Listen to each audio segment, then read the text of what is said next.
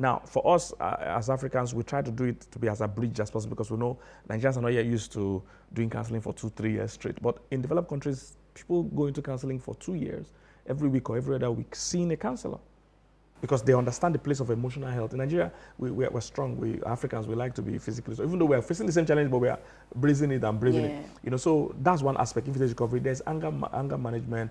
There's therapy for people that have had traumatic past. You know, you've been sexually abused. You know, molested. People just move on here, and those things are sneaking up in the marriage, and nobody knows. They just pray about it. They just think that everything's a spiritual problem. You know, they just pray about it, and these things are affecting people. There's which other ones do we do? There's premarital counseling, knowing how to help couples decide if they are the best for each other and prepare for marriage. So there's a wide variety of areas. I'm trying to remember more of those. Fertility counseling. You know, when a couple is struggling to have children. Crisis marriage when the marriage is about to end, you know, substance abuse, because sometimes that affects the marriage. If the guy is given to alcoholism or to betting, gambling, you know, those kind of addictions. So it's just a wide variety. There's so many courses, so many areas, parenting, you know, there's some people that totally, parenting terrifies them. You know, full university. That is the idea, really. Okay. That is the idea. And if we get many counselors that can specialize, there's even sex therapy. Some couples, their problem is just that the sex is terrible. So they need to be helped. Wow. So it covers anything family life, really. So it's like basically like family life university. So in family life, we have trainers in those areas that would coach you. And you as a counselor, you can decide, oh, this is the area I'm interested in. Yeah, that I'm passionate about. So you study, you start specializing in that direction. One of my coaches that trained us for infidelity recovery, he was telling us that, you know, when you really grow in this thing, you can't do everything. Not because you can't do it, but it doesn't make sense anymore to jump from infidelity recovery to premarital counseling to anger management. Yeah, to anger. You don't, just like doctors. So you know, you have gynecologists. You just focus on it. Yes, you can't just say, oh, you're running from being a pediatrician now. You want to quickly see another. It's just going to be distracting you and wasting your time. You are busy enough just being a pediatrician. You are busy enough, and that way you are more effective because you are focusing on something. So the same thing happens in counseling. As you grow in it, you discover that you really don't want to do general practice. You really don't want to jump from premarital. Yes, at the beginning, because you don't have so many clients or you've not yet defined yourself so much. You want to do anything, but as you grow in it, like the guy that coached us on infidelity recovery, he showed me his schedule. I mean, he does 9 a.m. to 9 p.m. Wow. Like every day. That's not even sustainable. I'm telling you. That's what I felt. I felt, that's not how is he sustainable. even spending time with his family with this schedule? You know, it does 9 a.m. to 9 p.m. every day, and he's that booked. He said, so imagine him now with this schedule, now wanting to do premarital. He said, no, he said, be known for one thing and stick with it and be an expert in it. That way, even when people have those issues, they can consult with you, and you are busy enough, you have a good grasp of how this works. So we encourage people to do that. Once you do the basic counseling course and all that, we start to move you into what do you think you are passionate about. Is it teaching people parenting? That in itself, I mean, it's unlimited. Many parents have no clue how to raise kids. We're just winging it. Yeah, we're just winging it, exactly. You know, so if somebody is bringing us some simple light and somebody who can quickly call and say, hey, this is what's going on. What do I need to quickly do? And the person can bring you clarity because he has a handle on how these things work. You know, it's like the way people come sometimes and say, oh, my marriage, but I can tell you this is the problem without digging to there. I can know these are the challenges because it's something I've done for years and years, and I've read and I've consulted over time. So I know it a lot. As opposed to somebody that is just doesn't have a handle of it and he's also, you know, he's trying to figure his way. It's going to be different. Do you have sessions for your counselors, like therapy for your therapists? Oh, yeah. Yeah, because I think if you hear enough of these issues. Oh, that's a major part of counseling. Okay. The more you do it, you need to debrief or detox from all those things. It's part of also what we're doing the trainings. You can't absorb all the things you are handling. You must be attached and detached at the same time. Or else those people are going to put all their load on you. You'll be so weak, emotionally drained, and even if possible depressed by the So time you you do have to that draw a back to back. distinction because you said it to me. You're always shouting at me, say, don't be attached. Yes. You know, but it's a lot. And I feel like a counselor should have empathy. Yes. So how do you have empathy? Because empathy is different from sympathy. Yes. So how do you have empathy and not be attached? Yes, because you need your own health.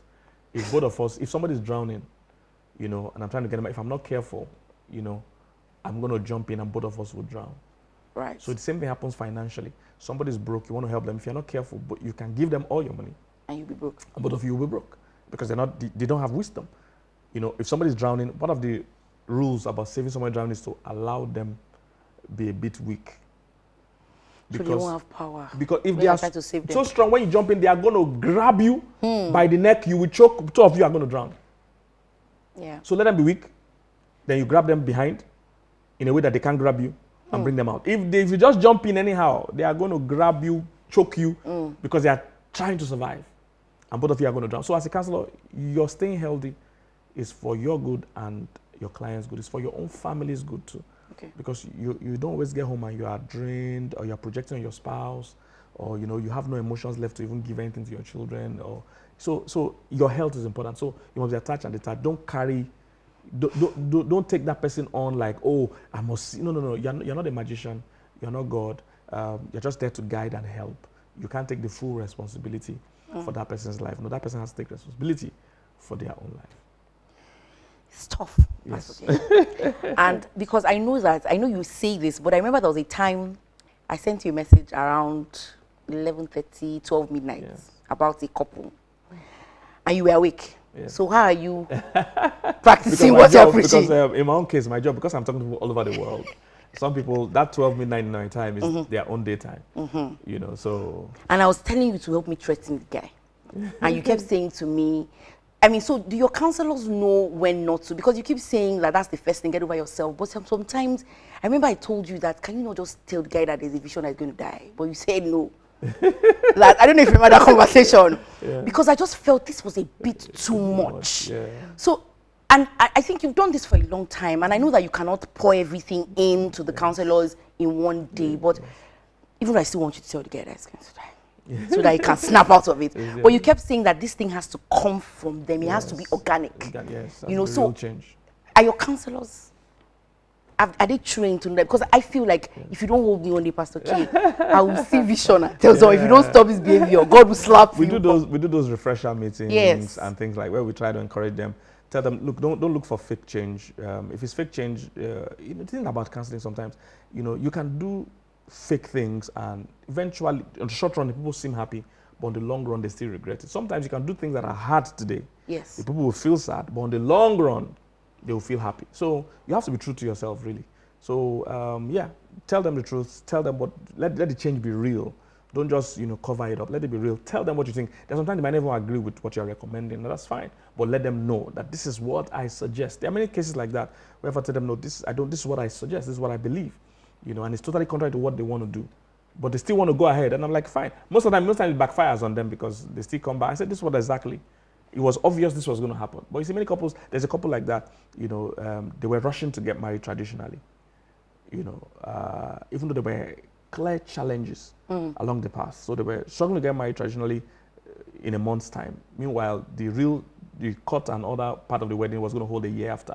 So I was like, so why are we rushing to do this one next month? Now I knew they had their own reasons, which were not strong, you know, why they wanted to rush. But I was trying to point them to why. If you know, I can't tell them outrightly that these are your reasons, but I was trying to point them to there's a reason why you are trying to do this next month. You're trying to compensate for something.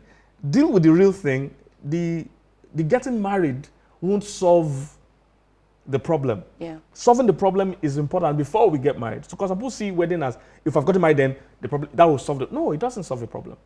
If I have trust issues, if I have doubts, if I have fear, just getting married won't remove my doubt. What I need to do is to find out why do I have doubt? Why do I have fears? Then I need to address that. As opposed to, oh, I'm married now. You know. So you know, there's something you're saying that it's not what we're used to in Africa, but you counsel globally. So in Africa, Nigeria, when you go to school, your lecturer tells you what he wants to see in the result, Yes, in the test, you just throw it and out. you give back Yes. what you were given. But I remember in law school when we had foreign students, they asked why. Yes. And even the lecturer Could not. said, why you ask? I've told you, yes. what's your business with my why? Why, So it would appear that counseling globally, you need to also understand the culture and the traditions and the mindsets. So do you provide for like your counselors training, do you provide like culture specific? Yes. What we do, we can't be so culture specific because our courses, people have, because registration is on now. So some people have shown interest from South Africa, from United States, from Kenya, different places, and Canada and co. You know, I can't know all the cultural differences in everywhere in the world. So what we teach them is they have to know what applies in their own or in the jurisdiction of the person they are seeking to counsel. Yes, yes. Because the world is not a global village. Yes. So if their practice is global, they have to know that. If their practice is local, they also have to know what applies. You know, in part of my trainings, I was trained by some Americans, and they had to give me an idea of what was happening in their own area. So they even said, even your sitting arrangement in your office, somebody can sue you over that. If your arrangement is such that they can't get out of the room when they want to, they can say, oh, you stopped them from getting out, and that can be a lawsuit. So they were just showing me different things. So, you know, in Nigeria, that really doesn't apply. Even the policeman will tell you to go home if you say that's the problem, or the lawyer, the judge. Nobody will push that here in Nigeria. But you see, but in those places, those things are, you know, it said even the way you greet, you can hug, you can, that if you do some of those things, the person can say, oh, you were sexually, so you have to study your own environment and who you are dealing with. You know, I can't just tell you, oh, this is how it's done, you know. So, but you tell the training involves you noticing and taking note of legal issues. So there's a part of the course that covers that, and also cultural issues. So there are parts of the course that covers that, because those two things are very important. But are there universal rules? Like, you can't. Is it right to tell people what to do or understand? Because I feel like understanding the why is very important, even though that's not right. So are there universal truths to this trade? Oh, definitely. Yes. Definitely, there are universal truths. Health of a relationship, health of a marriage. So we can't skip that. Now, the methods to arriving there might be slightly different, but those things are the communication. We can't run from it. You know, shared interests, shared values. So there are basic rules, there are basic guidelines, you know. But the methods will be different based on the culture, based on the people, preferences, but the general rules, you know, can't change. Do you have any sessions, specialty counseling men? Yeah. Oh, men, because men, yes. Men are like forced to go into couples therapy. Yes, they are hard, and I don't like to make sweeping statements. Yes. So do you have? I mean, is that even a specialization? Well, for now, I don't have that specialization, but I don't know of any like that. But men hate counseling, definitely. Most of what I do most times to try and get men to be open to it. They hate counseling, and in fact, I have a video that I talked about negative mindsets that men have, and this is part of it. Okay. Most men actually think that nobody needs to tell me what to do. I already know what to do. And it's just a man thing. It's just how men are wired. So they need to understand that you need somebody to tell you what. You'll be better when you have somebody of a better wisdom, better understanding, coaching you about anything in life.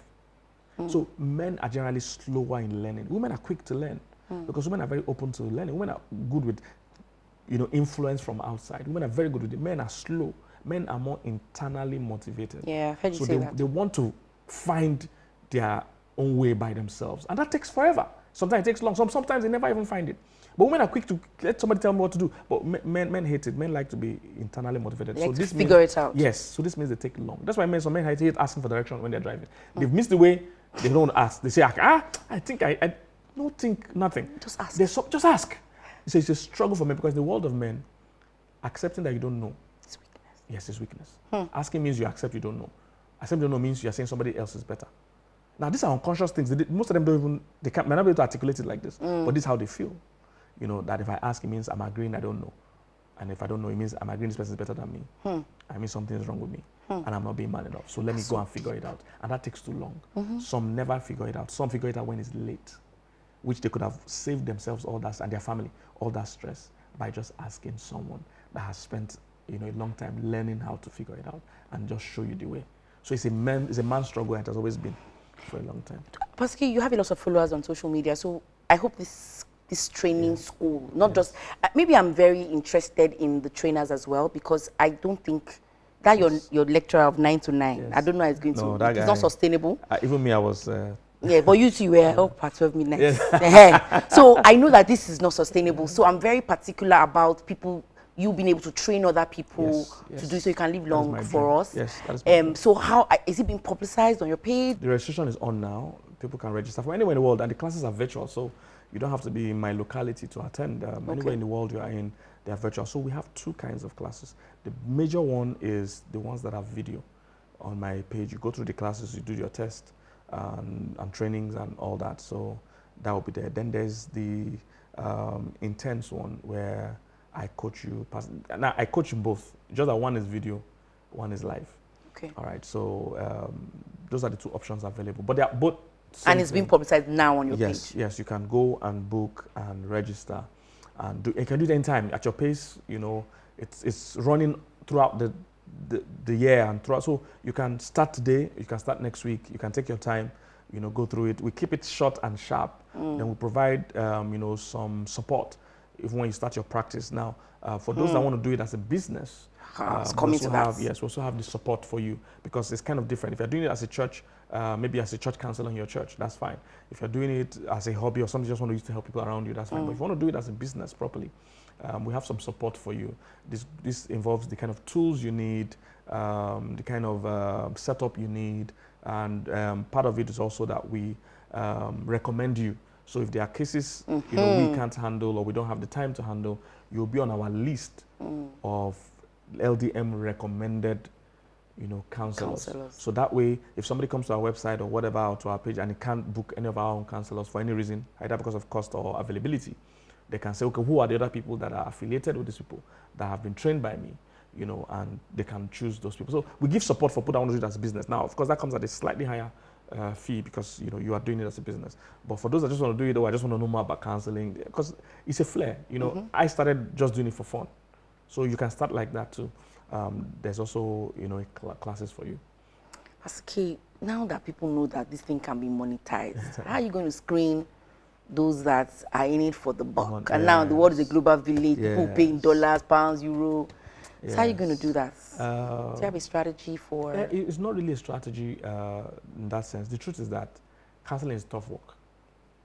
So if you don't love it and you don't have a flair for it, eventually you'll quit because it's stressful. And when people are coming to you and they're not getting help, you will lose clients too. You know, our job is largely referral based. If people get help, they will tell people, they will recommend you, you know, and that's how it moves. So first you must have a flair. Second, you must have the heart for it, because it's work. And you are really not looking at just the money. You are trying to help families. You know, that should be your interest, not really that I want to make a lot of money. It's like medicine and some other field like that. It's really not about money. It's about helping people. At the end of the day, you know, you're not going to make money like the world's richest man kind of money. You know, it's more about the families you are building, the people you are helping, you know, so that should be your real interest. So Pascal, who can be a counselor? Like, you know how you don't know what I'm dealing with because you're not married. So can a single person, or your marriage failed.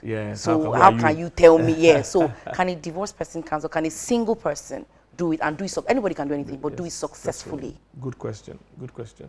For me, what I think is anybody can be a counselor. If you're a single person, for somebody to ask me that question today by DM, that can a single person give good marriage advice?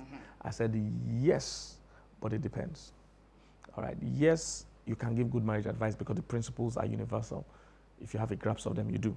I said, secondly, you might still be limited in certain areas that involve you to have experience. So let's imagine you want to talk about the pressures a family faces when they have kids. You see, you're not even married, so you might not have a full grasp of that. You might have an idea, but not a full grasp. Or what a couple deals with when they get to 10 years in marriage. Because there are milestones in marriage and there are different challenges that are more likely to happen at those stages. So you might not have experience with that. Now, if you have somebody well-trained that has coached you on how those things work, you can have a good understanding of it. It's like the way a man can be a gynecologist.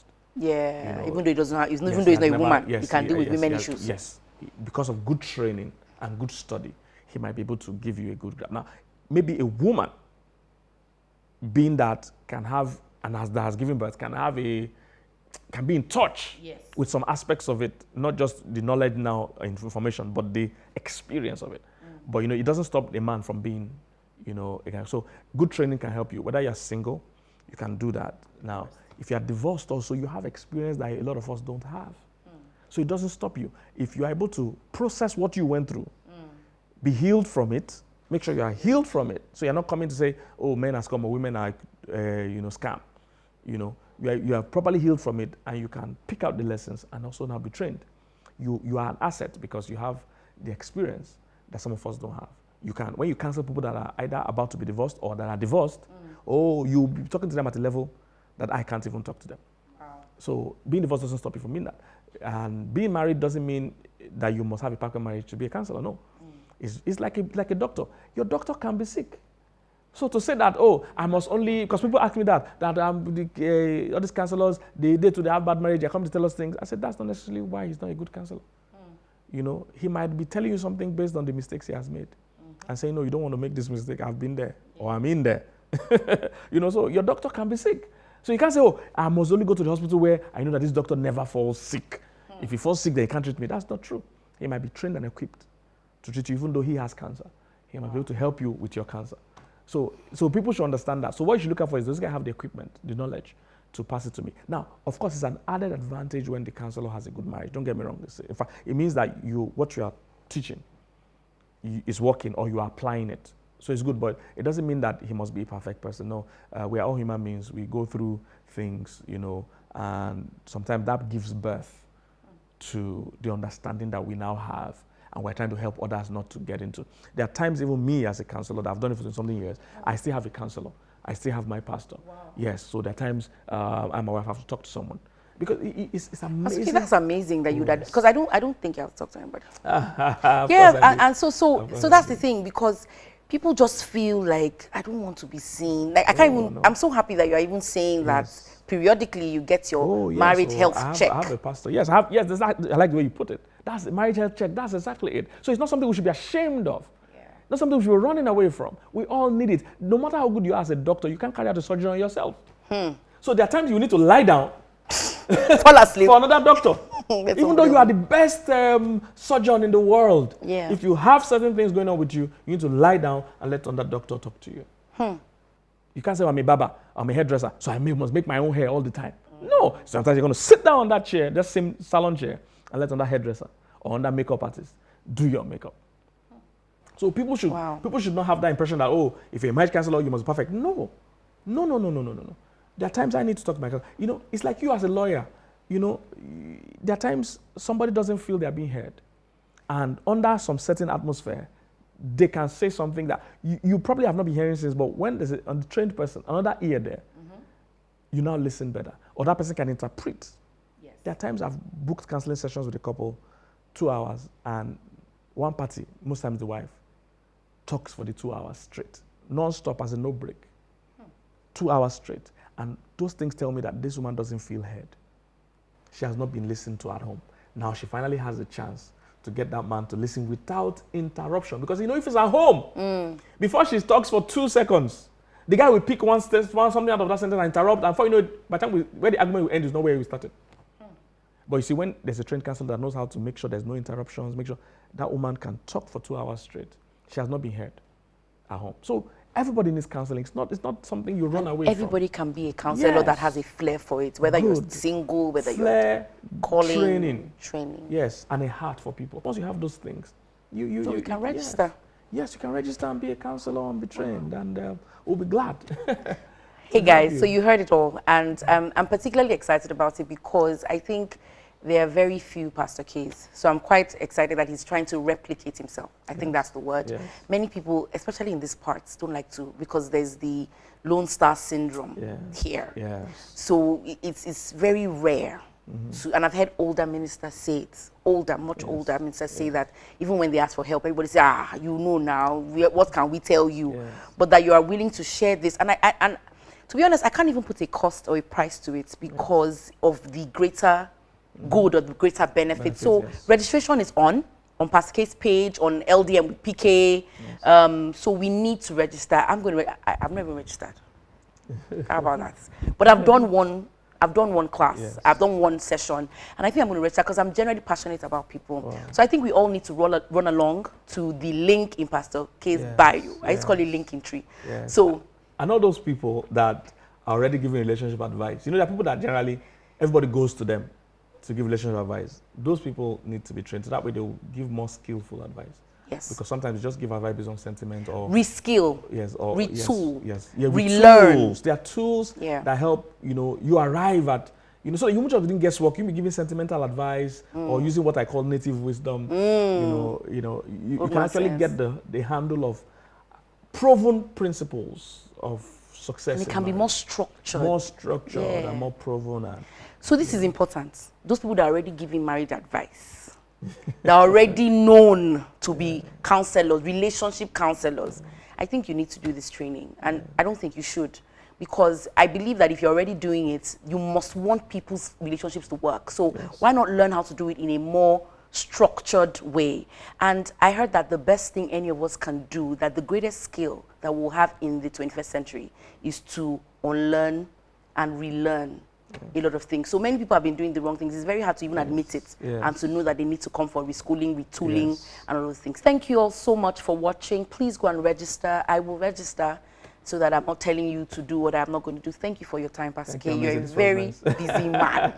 You're a very busy man. So I'm happy that you're going to give of yourself so that you can spend more time with Pastor M. More families need to be helped. Yes. More families need to be helped. And it's amazing the kind of bad advice out there. And a lot of people's marriages could be saved just with a little guidance, a little advice. I'm also happy that you also have like a therapy sessions for them, because when you advise or counsel someone and it doesn't still work, it takes its toll on you. It does. So I'm very happy that we have that therapy for the therapists. I don't know what it's called, but you know, that's just me feeling skillful. Thank you all for watching. I need to let Pastor K go now, but even though he's hanging out with Pastor K and real talk with him, he has a lot to do. Thank you for your time, Pastor K. Fist bump.